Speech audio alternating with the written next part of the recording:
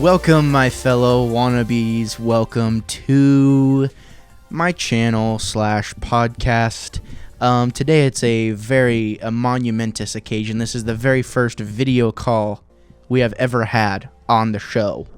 And obviously with the growing concerns of COVID-19 / coronavirus, it's, good to take proper precautions to make sure you're not spreading the love, so to speak.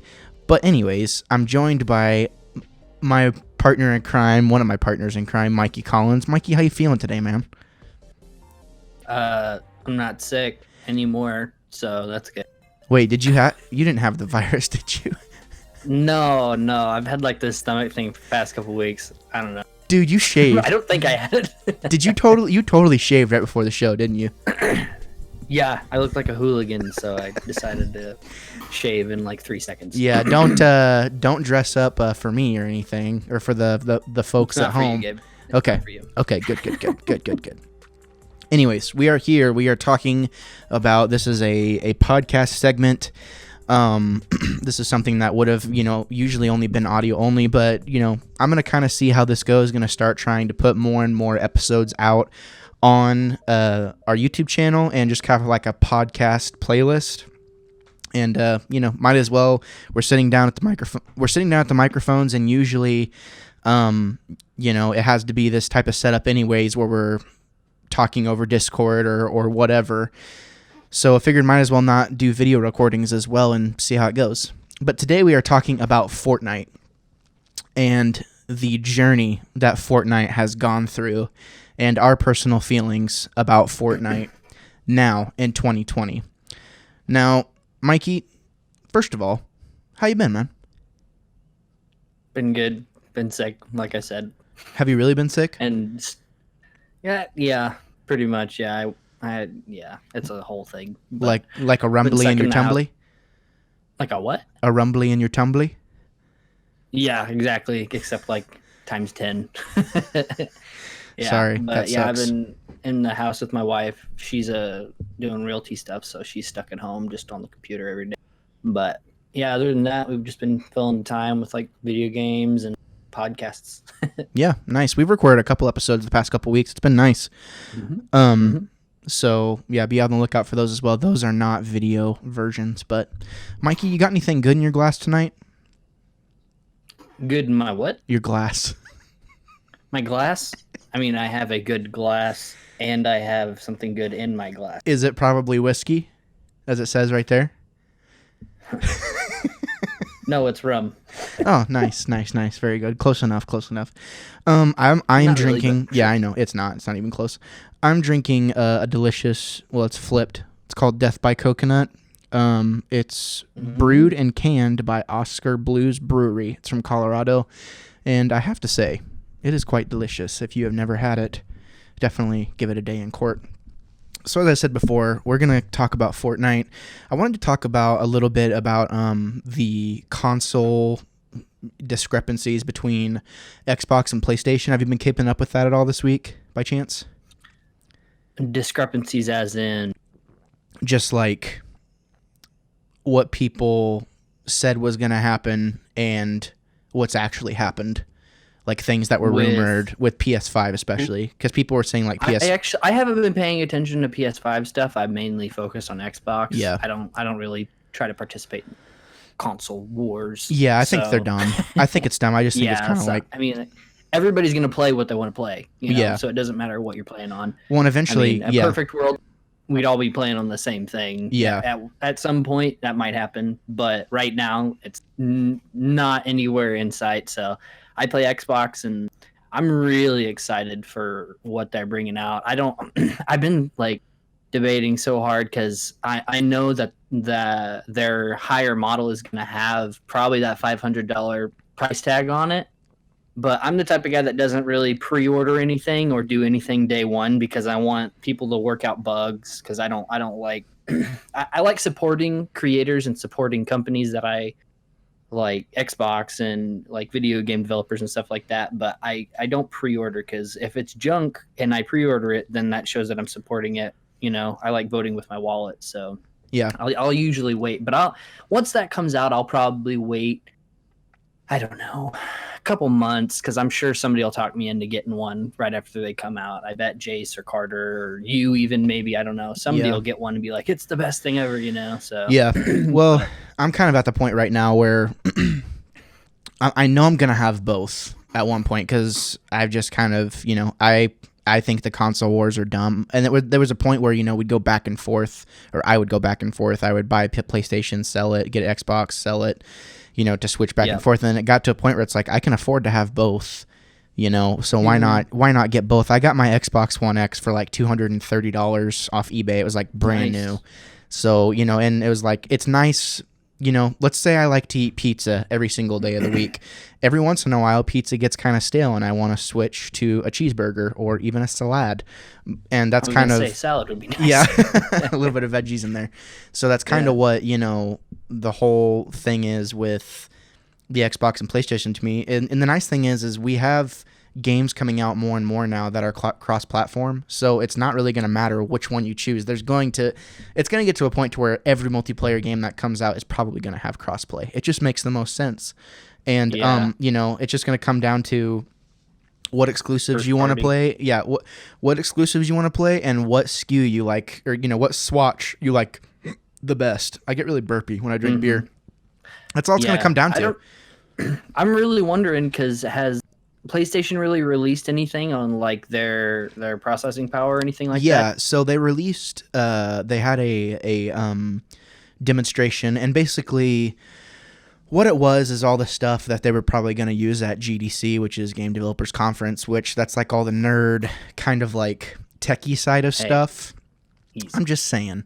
It's basically the stuff that game developers need to know, like what kind of processing power you're going to be dealing with and stuff like that. It's not really like a showy display of anything. It's more like the specs.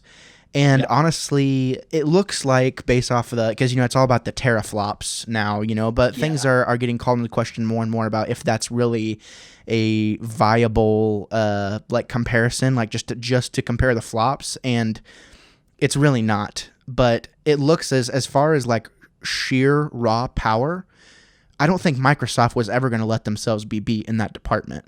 Now, it also not this time. Yeah, it also comes down to, if that's the case, what's Microsoft charging for that particular console? Because it's almost like PlayStation knows. It's almost like PlayStation knows. Because here's the deal: in this day and age, if you're putting out hardware, you're going to lose money on it. If you just are. Over a certain period of time, you will, obviously, they figure out, they revise stuff, they figure out ways to make it better, they figure out ways to make money off of it, but at a launch, like, you're going to lose money, and I think PlayStation realizes that, so I think their thought process is more of like, how much money are we willing to lose out while still trying to be as competitive as we possibly can with Xbox? Because in my opinion, Xbox has done everything right, like, from the very beginning, since they showed off the Series X. They showed it off at the Game Awards this past year, and I was like, oh my god, yeah, that's amazing. I'll be down for that. I don't think, I mean, it looks like a PC tower, for crying out loud.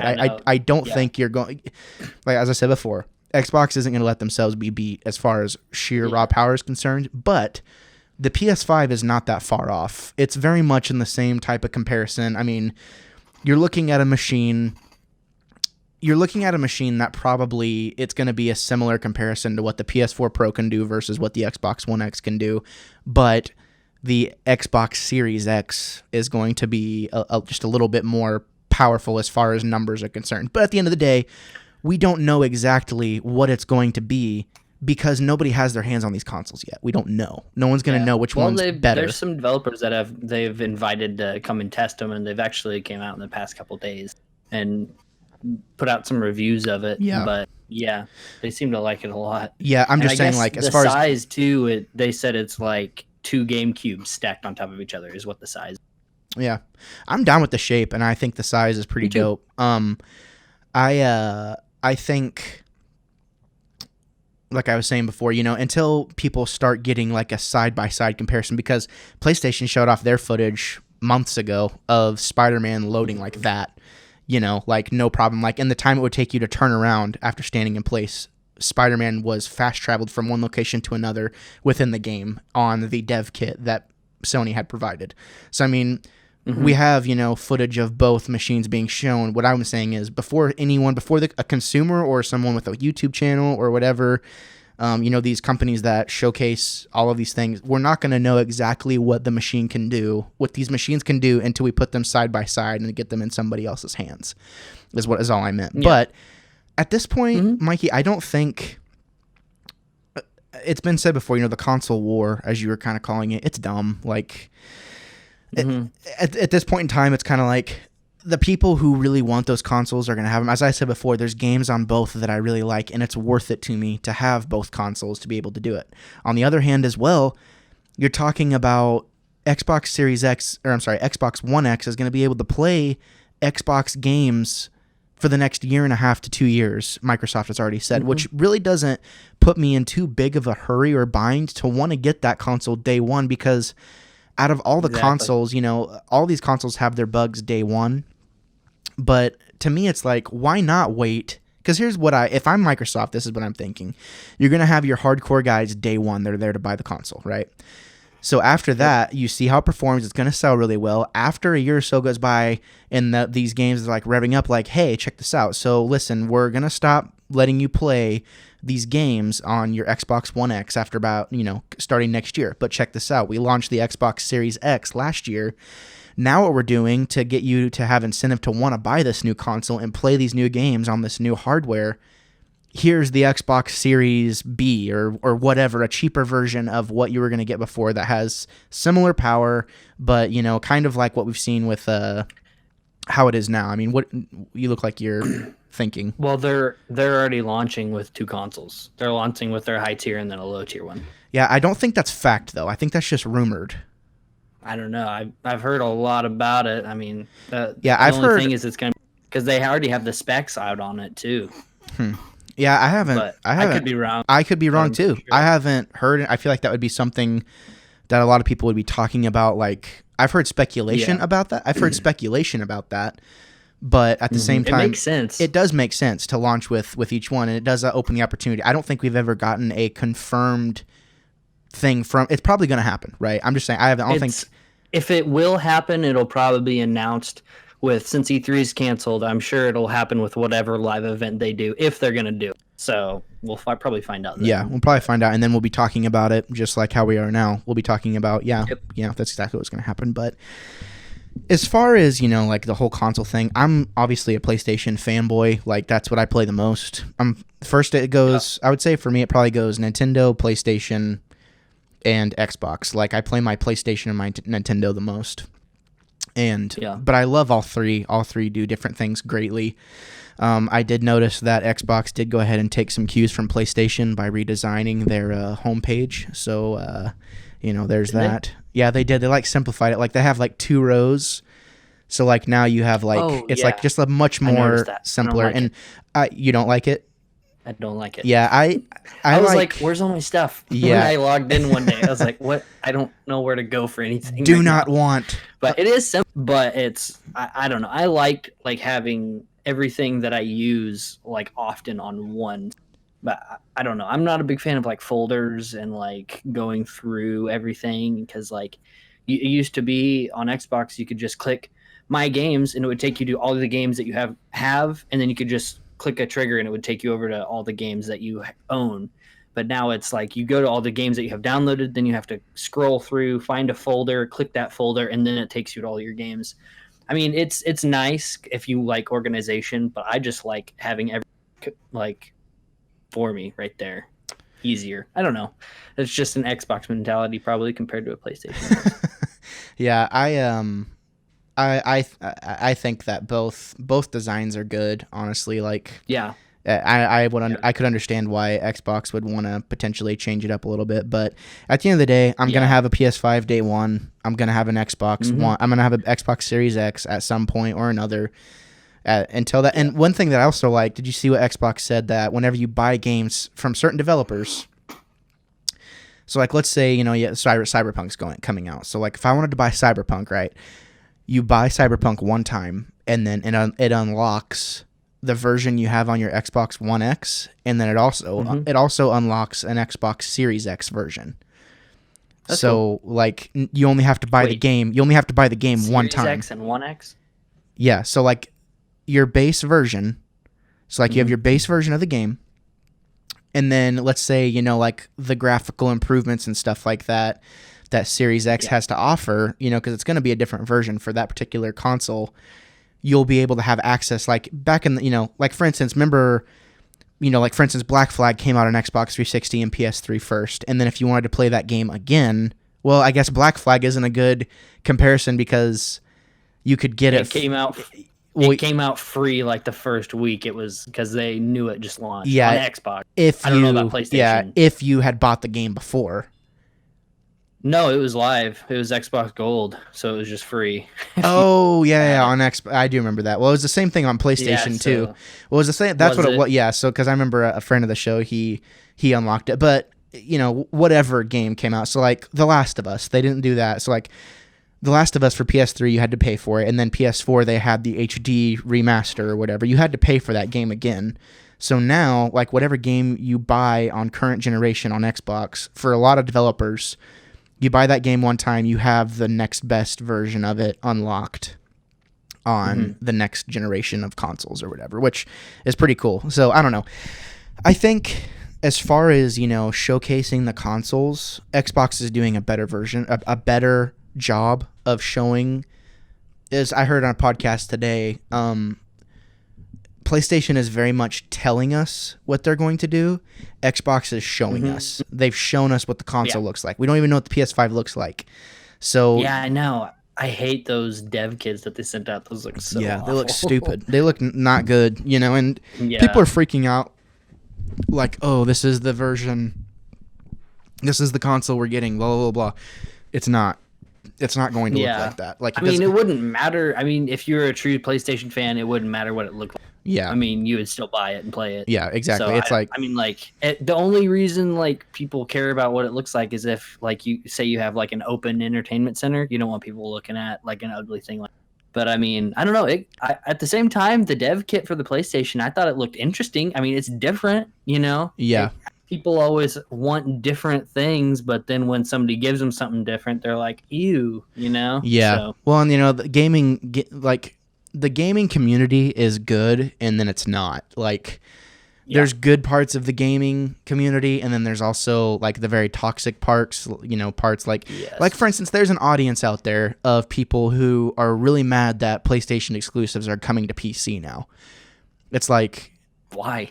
Exactly. It's like it's just the PlayStation fanboys like freaking out, and to me, it's like it makes more sense for them to put it on PC because then, whenever an exclusive comes out on PS5, they will be more apt to buy the PS5 so that they can play God of War 2 or Horizon 2 or whatever the game may be. I mean, it's just it's smart. Like it's just a smart move on their part. So, Mikey, I'm gonna hang up on you really fast just for a second because you're a little bit lagging. And we're back. I'm going to try and mess with some settings here really fast. And I wonder why it's doing that. I think it's probably, just a Discord thing. Yeah. Did you hear about what Cox did? Do you have Cox? No, I have. I can't even talk about. You got without crying. Yeah. Cox boosted all of their internet because everybody's on house arrest pretty much. Oh yeah. So they took the cap off of all their internet services, so everybody has unlimited. Wow, that's crazy. Right now. That's awesome. I don't know if it's everybody, but I think it's pretty cool. That is pretty cool. That's kind of crazy. Yeah. But we digress. Let's get back to it. Today we are talking about Fortnite, as I mentioned before, and the outset of the show. Now, I'm going to tell you a story.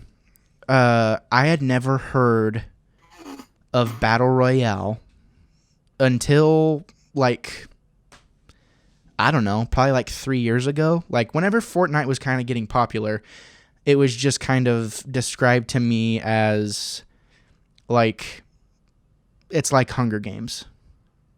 And, at first I was kind of like, okay, well, whatever, that, cool concept, whatever. Battle Royale games have actually been out for quite a while. Fortnite just kind of popularized it, and then I think actually PUBG really kind of kind of had a cult following and like really started building up their infrastructure, and then Fortnite just kind of overtook them. But there was stuff like DayZ and H1Z1 and stuff like that, stuff that I've never played before. But now, Fortnite has really, Fortnite has really popularized it.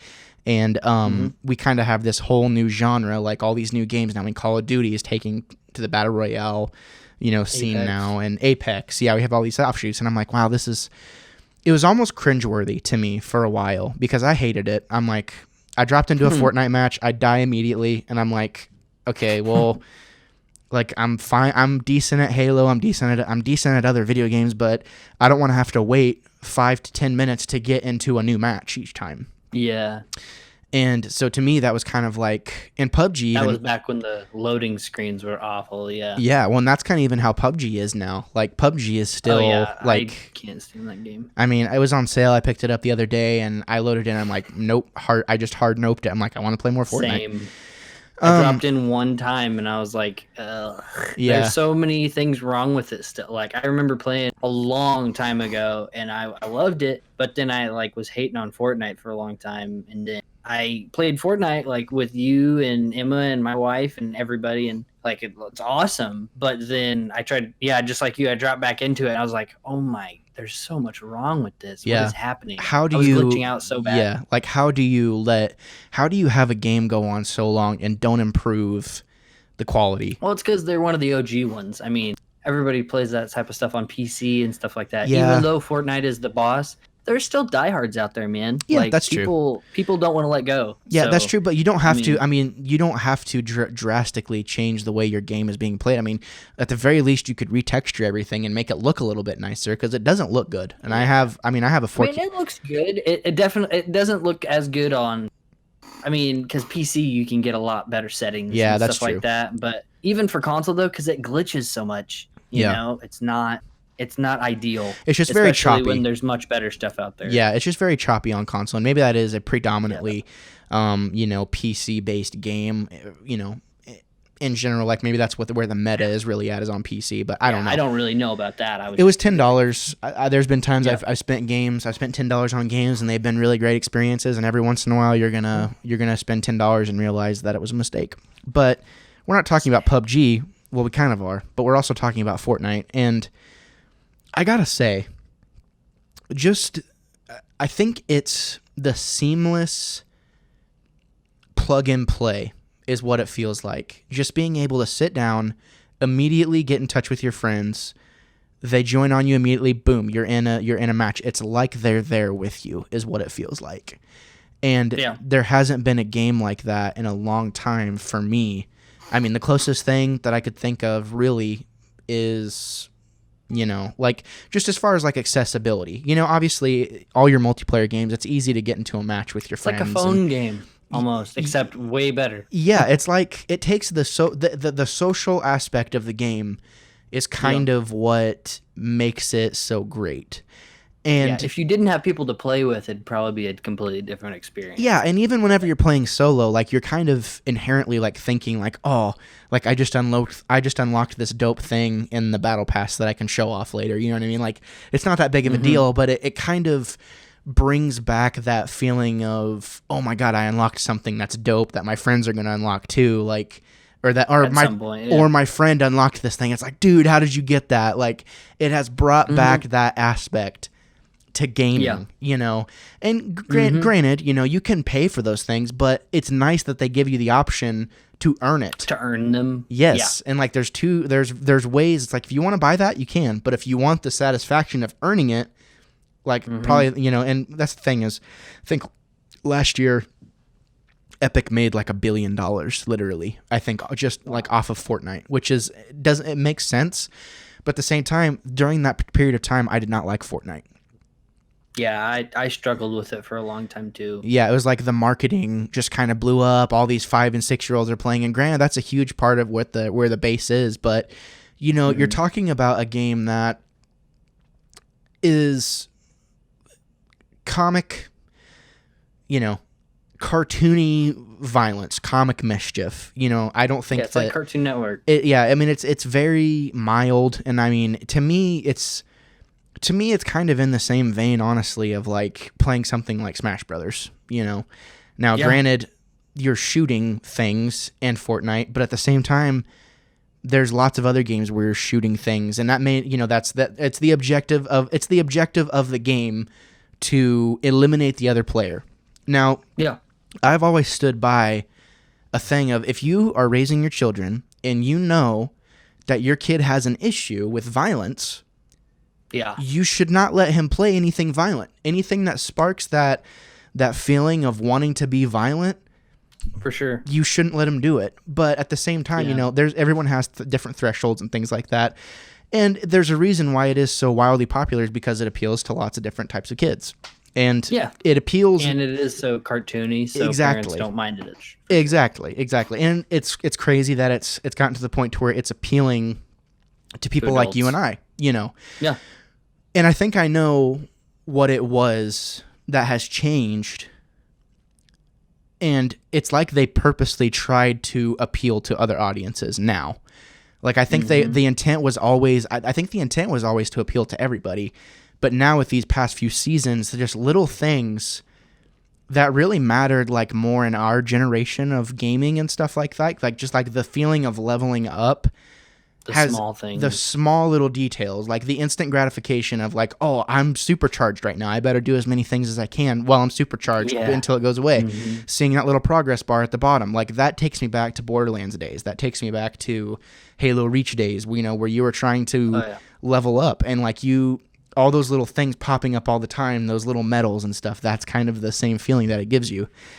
And I gotta say, I hope they don't ruin it, because I didn't play last season. I played literally right when Fortnite came out, because everybody was freaking out about it, and so I played it on console. And I have like one of the day one skins that you could have got, but it was not my cup of tea, because like building and doing that is so foreign, especially if you're used to like first person games, because it's third person. And it also adds like a third layer. You don't have to just be aware of your surroundings and know how to use a controller. You also have to know how to build, and that it's different on PC, I'm sure, because like hotkeys and all that.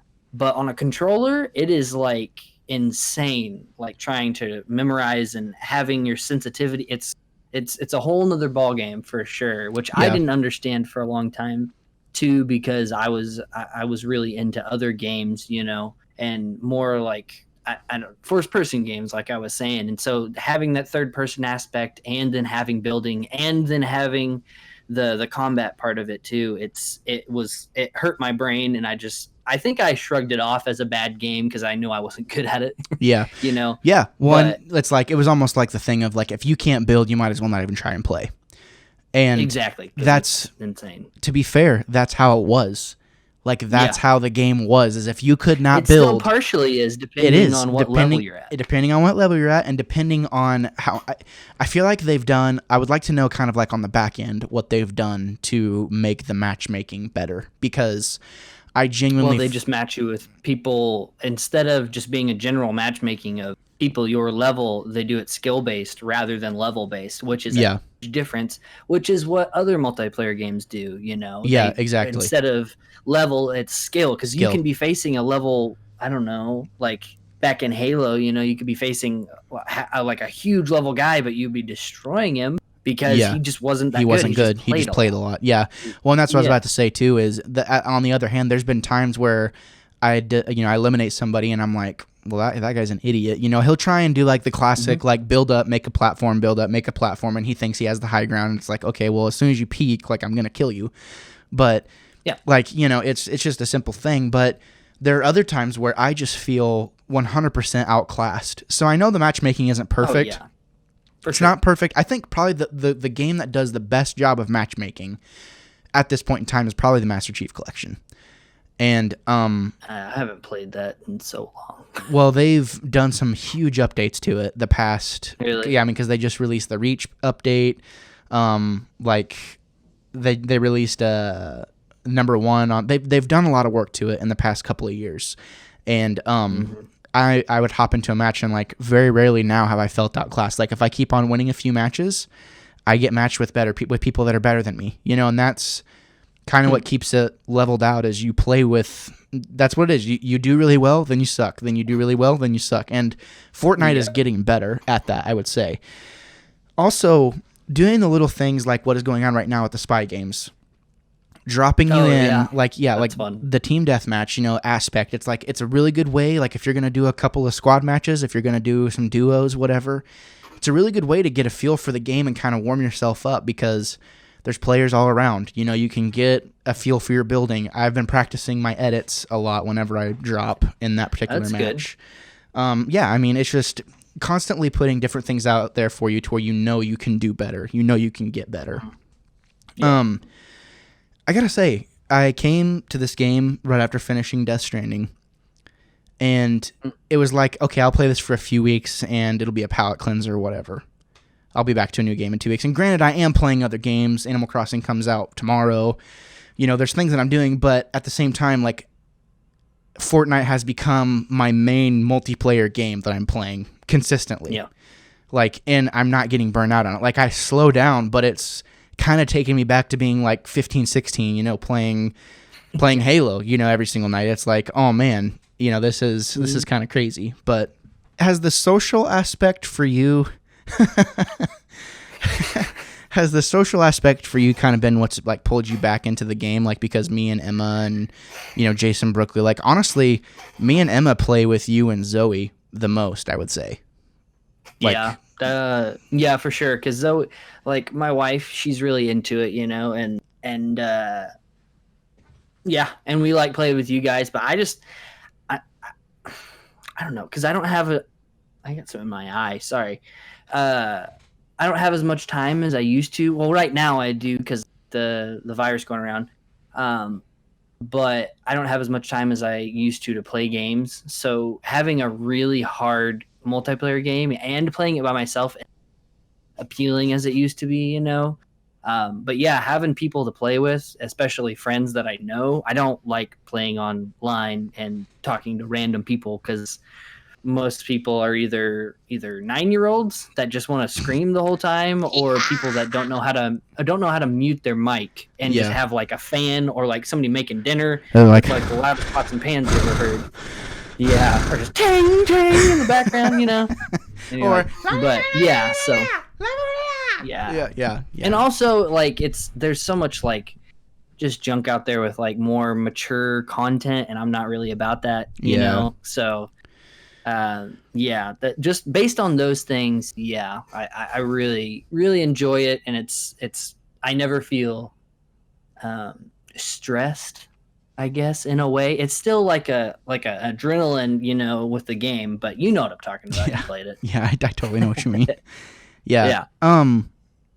It's gotten to where, like, Emma will come to me and be like, hey, do you want to play a couple matches of Fortnite? And I'm like, I might be doing something else, but it's just the fact that she wants to play too. That might be why I'm having such a good connection with it now, because, we played, when we first got married, we played Super Mario Odyssey together, and I haven't touched the game since we beaten it, but it's just like anytime I go through my collection of stuff that I try, because if stuff sits in my collection for a while and it's not getting played, not getting used, I'm like, all right, well, you got to go. Like, you got to get sold, you got to get traded in for something else. So, but every time I go to that, physical copy still, don't you? Yeah, for certain stuff, but now it's like I took a slew of stuff to GameStop the other day and traded it in for digital currency because, that's kind of the way things are going now. But for whatever reason, it's like I can't bring myself to sell that game because every time I look at it, I'm like, oh, like I have fond memories of that. Nostalgia, yeah. And it's like I'm building those memories, like I have that feeling more and more. And inevitably, Emma's going to get sick of playing the game at some point. But still, whenever it might go through, like a phase, kind of like when we played Destiny super hard, It's like we'll play Destiny for like a month or two, and then that's a whole other other episode we need to talk about. Maybe have Jace on if he ever freaking listens. Or Carter. Yeah. He was on there for a little bit. Yeah. Well, they're obviously friends of the show and things like that, and they're always welcome here. But I would love to have I would love to have a Destiny discussion. But Fortnite is really becoming kind of like the great equalizer to gamers because no matter what, I feel like there's more and more people that are playing this game. And I got to be honest, about a month or two ago, about a month and a half ago, we were at somebody's house and they were playing it. And I'm like, oh my God, like this game's so stupid, blah, blah, blah. But then I started actually watching. I'm like, you guys are playing Fortnite. Okay, I'm gonna do something else, like whatever. And then I started watching and I'm like, oh, what's that place? Where's Tilted? And they're like, oh, this is a new map. This is chapter 2. I'm like, chapter 2? Completely new game. I'm like, oh, like, yeah, this is a sequel to the game. Like, this is Fortnite 2, literally. Yeah. And the big problems I had with the game are seemingly gone. There's this term that comes, kind of like as a, it's like in the gaming culture and it's sweaty. It's like, oh, that's super sweaty. And I think I heard Tristan talk about it one time. He's like, oh, dude, this is so sweaty. And I was just kind of like, sweaty? Sweaty. What is that? What you're holding the controller in your hand. Yeah. You're racing or doing anything. But then it started making sense. And I think that's, the term that what made me not quite like it as much as I do now. And granted, there is still like you said, like the adrenaline rush. There's a sweatiness to it still, but it's not nearly what it used to be. And that's what's nice about it, is it's just competitive enough to where you feel like you can actually achieve something. And it's just a really fun game.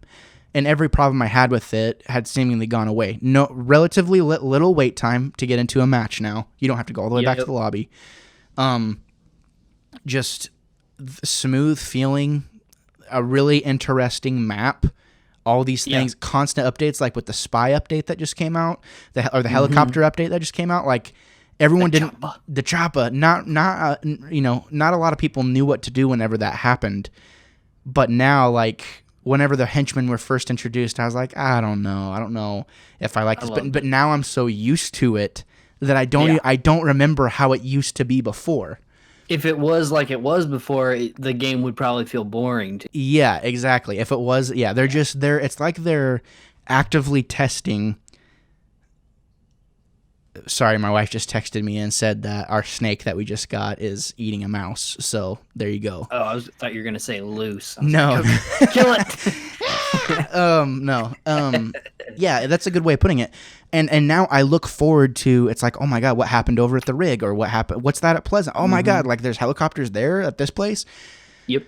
They're making it more and more exciting, and they're making a small. It's crazy how such a small change. How such a big change quote unquote can seem like it's changing, should be more of an impact, which adding helicopters is a big impact. I would argue that just as big of a change would be taking sniper rifles away to be able to. Why would they ever do that? Well, not taking sniper rifles away, but you can't. You can't get them randomly anymore. The only place you can get them is at the Shadow facility. Yeah, exactly. That's exactly what I'm saying. That's the only way to get it. So if you want a sniper rifle, you have to go into these high-risk areas to get a sniper rifle.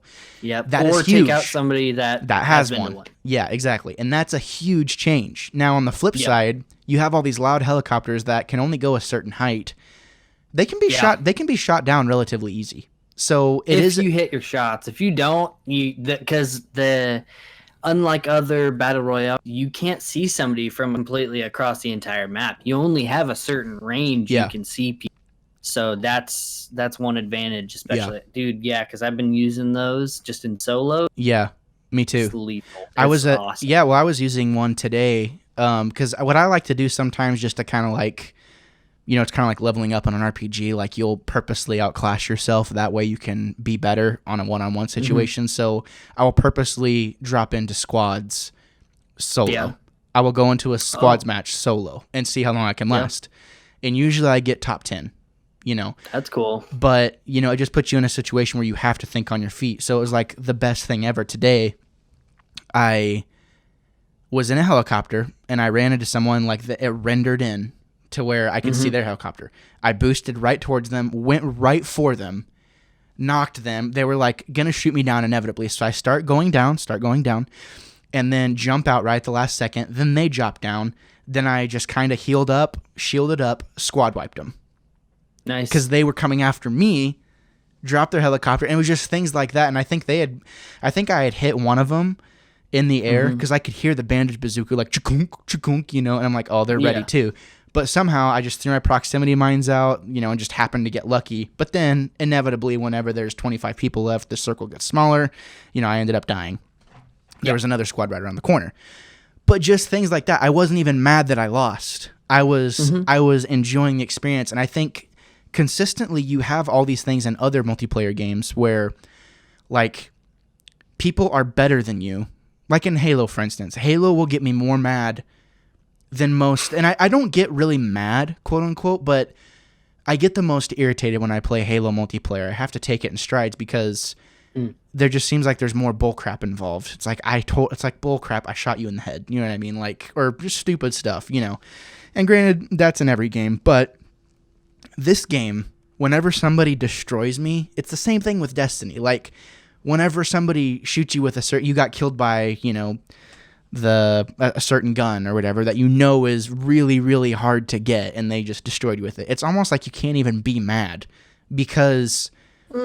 Depends. Depends on if you're the only one that doesn't have it. Yeah, exactly. Yeah, it's true. Completely different discussion. Yeah, that's a whole other thing. But... And my thing is in Fortnite, there's so many different variables with weapons and things like that. Mm-hmm. But it comes down to pure skill with building. And if somebody outbuilds me and I know, how can I get mad? Like, the only way to get better, it's kind of like getting mad at the Mario level you always used to die on whenever you're a kid. It's like, eventually, once you keep playing it, you're going to beat it. It's the same thing with Fortnite. You have to put in the time to learn. If you can't build, you need to learn simple things that can help you against people who do know how to build. And I feel like now... they have given you more and more things with the proximity mines, with the remote explosives and things like that, to where you halfway stand a chance. That you put the pressure on them to a sense of, they're not putting the pressure all on you, like you're putting the pressure on them, or you have the ability to put the pressure on them. Does that make sense? Yeah. Yeah. Totally. I don't know. It's just, we were going to talk about something completely different tonight, but, we were talking on the phone and like we started talking about Fortnite, and it was just kind of like, man, like, why don't we just talk about Fortnite? And it's quickly becoming, a really, I can't believe I'm saying this. It's becoming like a favorite game of mine to play. Like, whenever I totally understand. Yeah. So, but, so you said you haven't been having a bunch of time. Like, is Fortnite kind of like your main focus right now? Just kind of like what you do to wind down? Not really. I mean, I'm like a TV series guy, so I'll watch something on Netflix or something to wind down, and then if I get a text from somebody or something like that, and they're like, "Hey, you want to jump on?" I'll be like, "Yeah, I'm cool. I'll grab a glass of whiskey or water if I haven't had enough water that day." Yeah, and just jump on for a little bit, and then if it once like 9 or 10 o'clock rolls around, I get tired. I'm like, "Okay, yeah, I'll go to bed."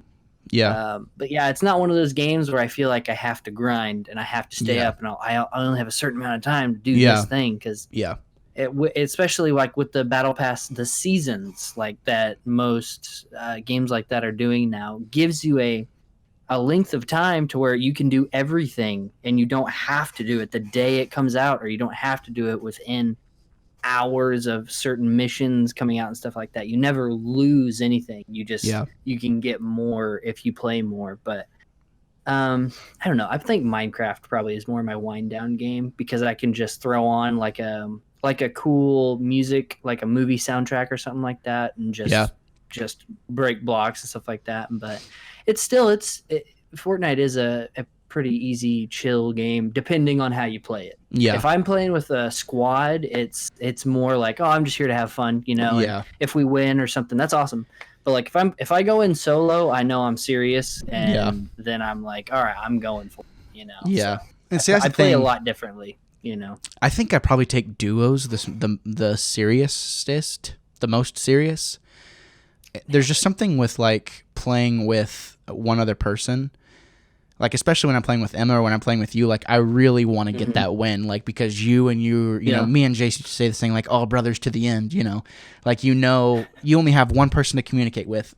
I definitely think squads is definitely kind of a more, like, whatever type experience, or it can be, unless everyone's kind of on the same page, like, okay, let's try and get this dub, let's try and get this win. That's a different story, but, I tend to not be an amazing team player in squads because it's squads. It's just a little bit different. Yeah, it's hard to get a win in squads. And the wins it's all.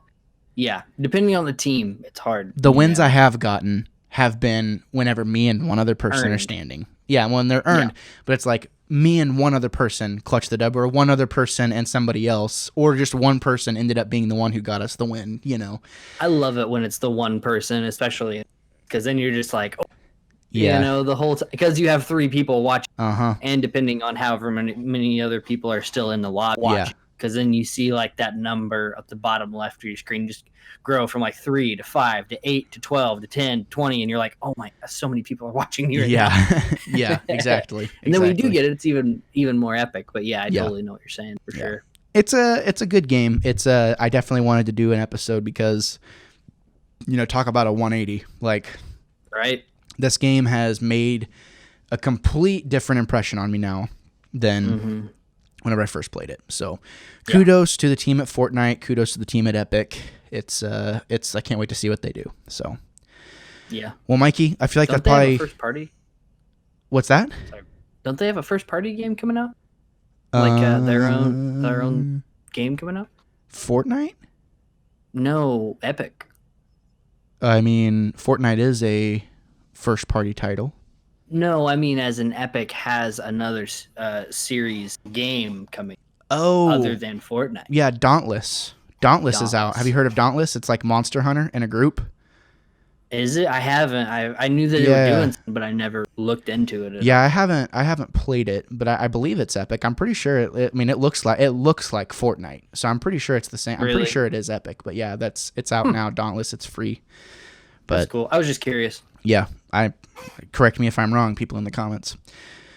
All right, well, I feel like that's a good time to probably wrap it up because I'm talking about all this Fortnite's making me want to go play. So we're going to go ahead and sign off. As always, you can leave us a comment in the comments below. I'm Gabriel Fast. Oh, if this is your first time here, consider subscribing. This is like going to be pretty much a live show every time. I mean, as live as you can get. Like, there's not going to be a ton of editing. There's not going to be a ton of cuts. It's just kind of like what you see is what you get. Wanted to put the podcast on YouTube for a long time, but just haven't really had time or really a desire to want to test it out. It's kind of like you want the cake, but you don't want to make the cake. You just want it. So you like go to the store and buy the cake. You know what I mean? Yeah, depends on the personality probably, but yeah. Yeah. Well, no, for me, I think it depends on, I've just been in a mood of, I don't want to try and figure out what it would take to make this happen, but I'm glad I did because it was relatively easy. So there you go. Yeah. Well, Mikey, you don't have any social media, so you don't matter. I am Gabriel Fast. I am the Wannabe Critic. You can check us out on your face. You can check us out on all social media platforms. I try to upload at least once a week to our podcast and to the YouTube channel. If you have any ideas of things you'd like us to talk about, please let us know. You can email us at geeklybiweekly1@gmail.com. You can talk to us on all those social media platforms. Or just simply leave a comment in the description, below. Not in the description. Leave a comment in the comments below. Hit the bell. You'll be notified every time we upload something. As always, it has been a pleasure. And as always, thank you for preparing yourselves for a plethora of hot takes and potentially unpopular opinions. I'm Gabriel Fast. Who are you? Who am I? Yes. Oh, I'm Mikey Collins, the one and only. I think, actually, no, he was like an Irish. Never mind. Okay. And we are signing off. We'll always be Wannabe Critics. We'll see you next time.